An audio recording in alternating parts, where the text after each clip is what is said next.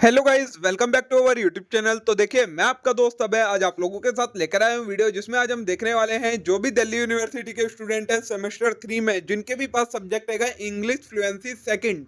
तो आज मैं आप लोगों के साथ लेकर आया हूँ वीडियो, जिसमें आज हम देखेंगे इस कंप्लीट सब्जेक्ट की जितनी भी यूनिट, जितना भी सिलेबस आपके एग्जाम में आ रहा है, उस सभी का सारा कंसेप्ट, उससे रिलेटेड कुछ क्वेश्चंस की किस किस तरीके के क्वेश्चंस आपके एग्जाम में आ सकते हैं, जो कि मोस्ट इंपॉर्टेंट क्वेश्चन की कैटेगरी में आते हैं, जिससे आपके सारे कंसेप्ट भी क्लियर हो जाएंगे, सारे कंसेप्ट कवर हो जाएंगे उन क्वेश्चंस के थ्रू। अलग से कॉन्सेप्ट करवाने का इसमें कुछ भी नहीं है, तो क्वेश्चन के थ्रू मैं आपको सारे कंसेप्ट कवर करवा दूंगा, जिससे आपको कोई भी डाउट नहीं रहेगा और एग्जाम में बहुत ज्यादा हेल्प होने वाली है, क्योंकि इसी तरीके के क्वेश्चंस आपके एग्जाम में आएंगे और सारी चीजें आपकी कवर हो जाएंगी।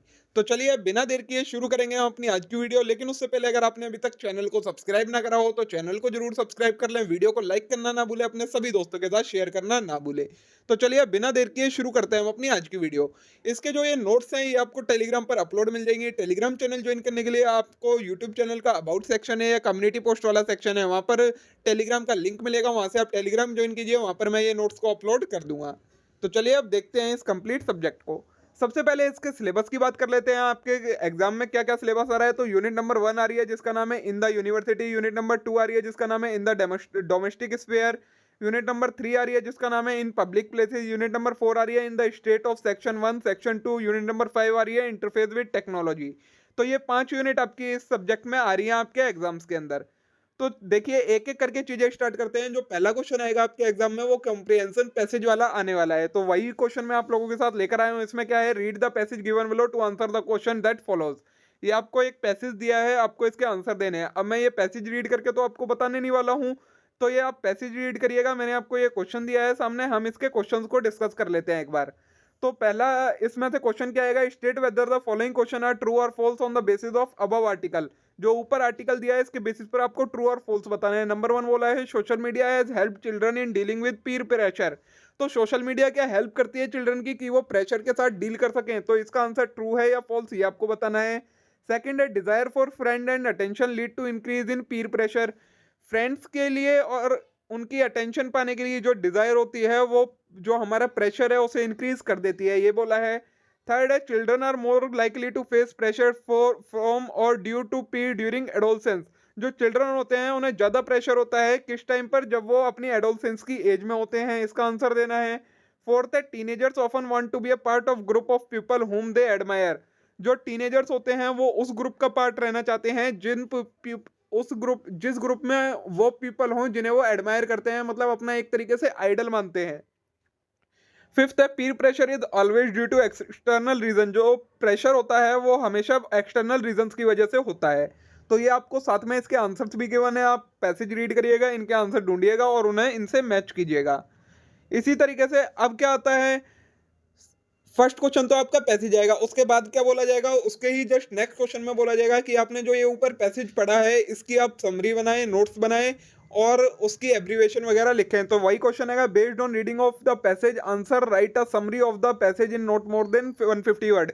इसमें आपसे पूछा है समरी बनानी है, लेकिन कई बार आपको क्या बोल देते हैं कि नोट्स बनाने हैं आपको, तो दोनों चीजें आ सकती हैं। तो समरी कैसे बनाई, दिस प्रेशर, तो समरी आपको उसी में से बनानी है, लेकिन उसकी डिट्टो वर्ड टू वर्ड उठा के नहीं लिखने हैं, आपको थोड़े से चेंजेस करके उसमें लिखने पड़ेंगे। तो this pressure is referred as peer pressure, it is kind of a social pressure that almost every person experience at some point of in their life. Peer pressure could be experienced due to external stimulation through the pressure from peer or internal encouragement to follow one's peer. The maximum number of peer pressure cases are observed in adolescence year as every individual goes through a lot of internal well external changes during this time. These days, the presence of social media has paved the way for more instances of peer pressure among young children who want to make their presence felt on social media platform like their peers. तो इस तरीके की कुछ आपको summary लिखनी है, आप ऊपर वाला पैसेज पढ़ के देखिएगा, आपको कंटेंट तो वही मिलेगा कि वही चीज बोली गई है, लेकिन उसे थोड़ा सा मॉडिफाई करके लिखा गया है। आप इसे अपने तरीके से भी लिख सकते हैं, उसमें भी आपको मार्क्स मिल जाएंगे। नेक्स्ट क्वेश्चन जो आता है आपका वो आता है क्या, सेकंड क्वेश्चन जो आएगा आपके एग्जाम में उस तरीके क्या आएगा, you have recently seen a film and are excited to tell your friend about it. Write a dialogue between your friend and giving detail about the conversation. आपको जो एक क्वेश्चन आता है वो क्या आता है, डायलॉग राइटिंग करनी होती है, जिसमें आपको अपने या किन्हीं भी दो पर्सन्स के बीच की कन्वर्सेशन को लिखना होता है तो आप उसे कैसे लिख सकते हैं? इसमें आपको बोला है कि आपने अभी एक फिल्म देखी है, उसके बारे में आपको अपने फ्रेंड को बताना है, तो क्या डायलॉग राइटिंग हो सकती है? तो देखिए इसमें एग्जांपल लेके दिया गया है। मामून मामून ने बोला, hello Saman, how are you, why did you not come to our house last night? तो समन ने बोला, I am fine, late night I went to Balaka cinema hall to enjoy a film. Mamu ने बोला कि समन तुम कैसे हो और तुम कल रात हमारे घर क्यों नहीं आए? तो समन ने बोला कि मैं अच्छा हूँ और कल रात मैं बालका सिनेमा गया था एक मूवी एंजॉय करने, तो इस वजह से मैं नहीं आ पाया। तो मामून ने बोला, which film did you enjoy there? तो आपने कौन सी फिल्म देखी? समन ने बोला, the name of film is Matir Moina. ये फिल्म देखी? तो मामून ने बोला, yes I have heard of it, Tareque Masud and Catherine Masud jointly made the film. तो उसने बोला कि मैंने इस फिल्म के बारे में सुना है, तरीक मासूद और कैथरीन मासूद ने, इन दोनों ने मिलकर ये फिल्म को बनाया है। समन ने बोला, yes you are right, it is very artistic film, it is technical side is very modern and developed, you know this film has been awarded an international prize. तो इस समन ने बोला कि हाँ तुम सही हो, ये एक बहुत ही आर्टिस्टिक फिल्म है।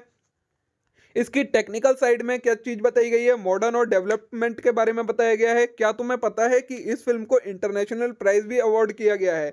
तो मामून ने बोला, yes I know this film has gained international recognition. तो मामून ने बोला कि हाँ मैंने ये सुना है, मैं ये जानता हूँ कि इस फिल्म ने इंटरनेशनल अवार्ड जीता है। तो समन ने बोला, the story of the film is very sensational and appealing. तो समन ने बोला कि इसकी जो स्टोरी है वो बहुत सेंसेशनल है और अपीलिंग स्टोरी है। मामून ने बोला, what is the main theme of the film? तो समन ने बताया, the film is protest against superstitious belief about religion. तो ये सारी चीजें आपको इस तरीके से डायलॉग राइटिंग में लिखनी है। तो मामून ने बोला, yes I feel that it is really appealing. तो समन ने बोला, try to enjoy the film if you can manage time. Mamun ने बोला, of course I shall try, thank you for your advice. Saman ने बोला, मोस्ट वेलकम। तो कुछ इस तरीके से आपको अपनी डायलॉग राइटिंग लिखनी है। 8 से 10 पॉइंट तो मिनिमम होने ही चाहिए, उससे ज़्यादा आप जितना लिखना चाहें टाइम बाउंड होकर उतना लिख सकते हैं, ठीक है। इसके बाद एक क्वेश्चन आता है आपका, राइट अ डिबेट फेवरिंग और against the motion on given topic as per the point that follows. Debate लिखने को आएगी आपकी, इसमें क्या टॉपिक दिया है? Because of online classes education is now accessible to all, इसके बारे में आपको लिखना है। टिप्स दी गई है, write an overview of topic and opening statement लिखनी है पहले। फिर give two fact in support of your opinion, write two question which you think your opponent might ask you on the basis of your presentation. और उसके अलावा 2 question लिखने हैं कि आपका जो अपोनेंट आपसे पूछ सकता है जब आप अपने फेवर में इसके पॉइंट देंगे। तो किस तरीके से आपको डिबेट लिखनी शुरू करनी है? तो सबसे पहले आपको, good morning everyone presents, I feel immensely privileged to have got an opportunity to express my view on because of online classes education is now accessible to all. सबसे पहले सबको ग्रीटिंग करना है, उसके बाद बोलना है कि मैं बहुत भाग्यशाली हूँ एक तरीके से, जो मुझे ये मौका मिला कि मैं आप सबके सामने अपने व्यूज़ रख सकूँ। किस चीज़ पर? Because of online classes education is accessible to all, मतलब सभी को एजुकेशन मिल पा रही है ऑनलाइन क्लासेस की वजह से। I am going to speak in favour of motion, online classes has become the future education across the globe today.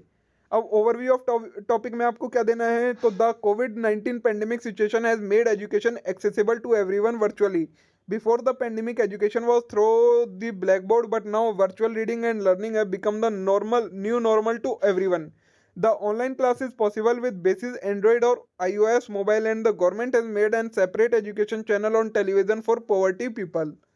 इसके बाद इसके 2 फैक्ट बताने हैं। क्या है फैक्ट? इट्स फ्लेक्सिबल, मतलब ये फ्लेक्सिबल होती है। तो इसमें यही बताया गया है कि आप कहीं पर भी कैसे भी ले सकते हैं और टीचर भी कहीं पर भी और कैसे भी प्रोवाइड कर सकते हैं।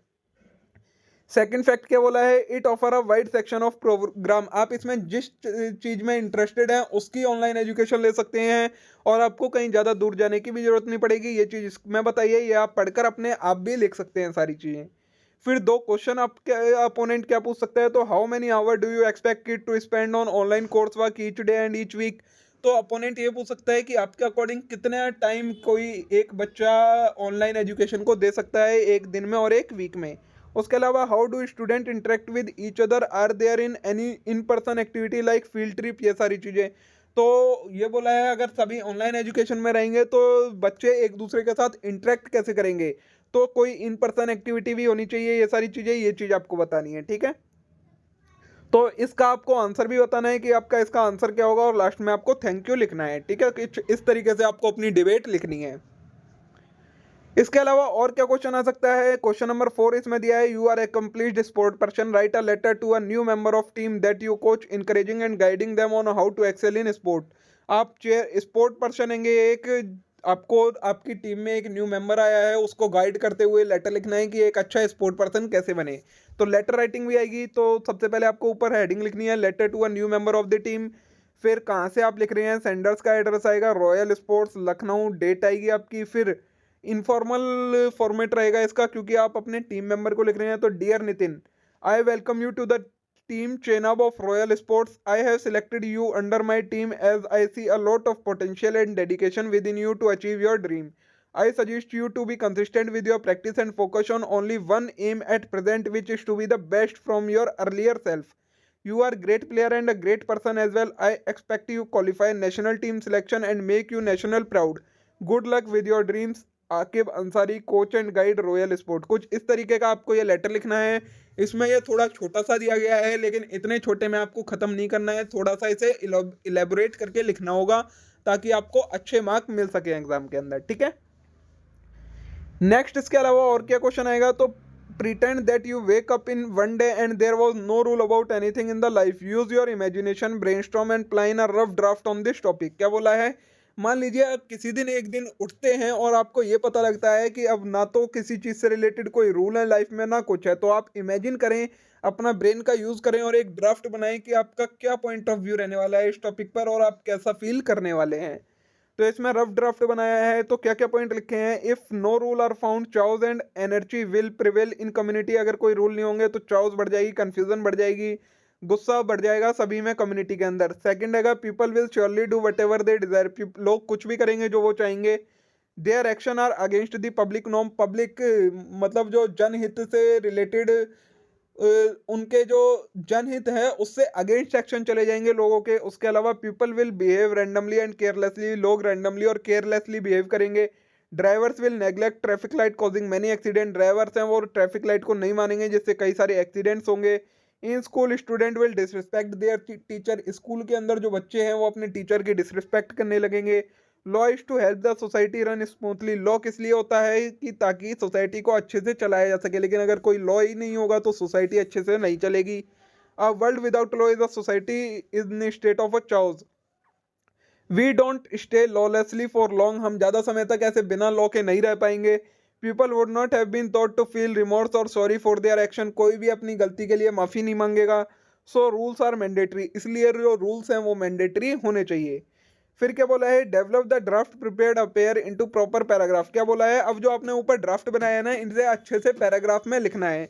तो जो जो आपने हेडिंग ली थी वो सारी हेडिंग का यूज करके उन्हें इलेबोरेट करके लिखना है। जैसे law and rules are regulating factor of community. If no rule are found, chaos and energy will prevail in community. इनके बारे में आपको अच्छे से एक्सप्लेन करना है। देखिए, फिर such action result from absence of rules when the matter comes to recruitment. ये सारी चीज़ें लिखनी है। Rules an integral part of an society, ये लिखना है। Also if equate no law will no formalised social norms. Would you get better genes do not value in itself. ये सारी चीज़ें आपको लिखनी है, अच्छे से एक्सप्लेन करनी है। पहले आपने एक रफ ड्राफ्ट बनाया, ये वही सारे पॉइंट दिए गए हैं, और उसके अलावा भी आप कई सारे पॉइंट्स इसमें अपनी मर्जी से ऐड कर सकते हैं। पहले आपने एक ड्राफ्ट बनाया है जिससे आपको पॉइंट्स मिल गए, अब उन पॉइंट्स को और इलेबोरेट करके आपने उसके बारे में पूरा एक पैराग्राफ लिख दिया, ठीक है। नेक्स्ट आएगा आपका और क्या क्वेश्चन आ सकता है? तो use appropriate punctuation mark and proofread the following paragraph. ये आपको पैराग्राफ दिया है, इसमें गलतियां दी गई हैं, तो आपको अच्छे से पंक्चुएशन मार्क वगैरह यूज करने हैं और इसे दोबारा से लिखना है। ये इतना नहीं है पैराग्राफ आपका, सिर्फ इतना है, ठीक है। तो देखिए इसमें यहाँ पर ये डबल इन्वर्टेड कॉमा दिया था जहाँ पर जिसकी जरूरत नहीं थी। तो वन डे लेटर स्मॉल था तो कैपिटल लेटर करके लिखा, डबल इन्वर्टेड कॉमा हटा दिया। फिर one day walking together up a hill, यहाँ पर कॉमा आना था। आई सेड टू मनोज, यहाँ पर मनोज के बाद एक कॉमा आएगा, उसके बाद डबल इन्वर्टेड कॉमा आना था। Do you want not wish yourself in your own country, again फिर क्वेश्चन मार्क आके डबल इन्वर्टेड कॉमा क्लोज होना था। फिर यस ही सेड, ये सारा आपको करना था। तो इस तरीके से आपको कुछ लिखना था, ठीक है। पंक्चुएशन का क्वेश्चन आएगा कि पंक्चुएशन आपको सही करके लिखनी पड़ेगी, ग्रामर की मिस्टेक होती है, स्पेलिंग की मिस्टेक होती है, ये सारी चीजें आपको सही करनी पड़ेंगी। नेक्स्ट अगर write a creative piece on the way your life has change during pandemic answer. आपको कुछ लिखना है किसके बारे में कि आपकी लाइफ पेंडेमिक की वजह से कैसे चेंज हो गई है। तो देखिए our life has changed due to pandemic, इसमें आपने क्या लिखा था, pandemic has changed how we work, learn, interact as social distancing guiding have led to more virtual existence both personally and professionally. But a new survey commissioned by Parade magazine and Cleveland Clinic reveals the pandemic has also changed how people approach their health and healthcare in both way, positive and negative. Mental health challenges आए तो unsurprisingly the pandemic had triggered a wave of mental health issue, whether it's managing addiction, depression, social isolation, just the general stress that resulted from COVID-19. We are feeling it. It seems to especially be hitting younger people. Of those surveyed, 55% report experiencing mental health issues since the onset of pandemic, including 74% of respondents in 18 to 34-year-old age range.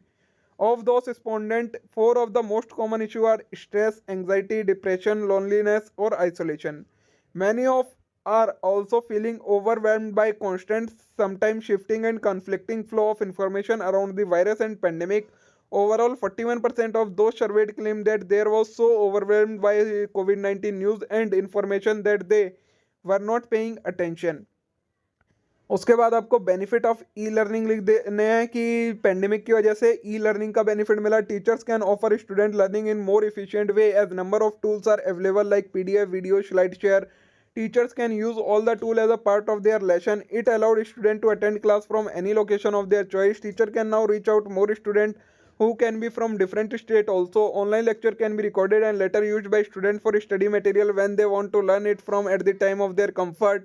Student attendance are improved as it can from home or location of their choice as they present more with respect to physical present in school and colleges. Now chances are less than they will miss the lesson.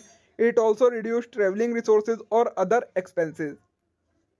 इसी तरीके से आप इसे चाहें जितना elaborate करके लिखना चाहें उतना इलेबोरेट करके लिख सकते हैं। देखिए फिर क्या क्या चैलेंजेस आए आपको उसके बारे में बता दिया है इन्होंने, ये सारी चीज़ें, ठीक है। ये सारा आप टोटली आपको अपने आप बना के लिखना है, पढ़ के बताने वाला कुछ भी नहीं है। लिखने का फॉर्मेट देख लीजिए, पहले आपको सारे इशू बताने हैं, क्या पहले इंट्रोडक्शन देना है उसके बारे में, फिर क्या आपको बेनिफिट मिला, क्या चैलेंजेस आए, और लास्ट में आपको कंक्लूजन भी लिखना है कि आपका क्या कंक्लूजन निकल के आया, ठीक है। कुछ इस तरीके से आपको ये करना है। तो देखिए दोस्तों, यहाँ तक आपके क्वेश्चन नंबर 1 से लेकर क्वेश्चन नंबर 6 तक के क्वेश्चन कंप्लीट हो गए हैं, जिसमें आपके मोस्टली ज़्यादातर टॉपिक कवर हो गए हैं। हाफ कंटेंट आपका इसका कवर हो गया है। जो 5 यूनिट थी, 5 में से आपकी लगभग 2 से 3 यूनिट कवर हो चुकी हैं। बाकी का जितना कंटेंट रह गया है वो अब हम कवर करेंगे इस वीडियो के पार्ट नंबर 2 में। तब तक के लिए आप इस वीडियो को लाइक करें, चैनल को सब्सक्राइब करें, वीडियो को अपने सभी दोस्तों के साथ ज़्यादा से ज़्यादा शेयर करें। बहुत ही जल्द मैं इसकी वीडियो का पार्ट 2 लेकर आऊँगा। तब तक आप इस वीडियो पर अच्छे से रिस्पॉन्स करें, कमेंट वगैरह करके बताएं कि आपको वीडियो कैसी लगी, इसका पार्ट 2 चाहिए या नहीं चाहिए। बाकी नोट्स वगैरह से रिलेटेड या कोई और भी डाउट होता है तो वो भी कमेंट करके पूछे, मैं वहाँ पर आपको इनका आंसर सारी चीज़ों का दूंगा। तो चलिए अब हम मिलते हैं इस वीडियो के पार्ट 2 में। Thank you.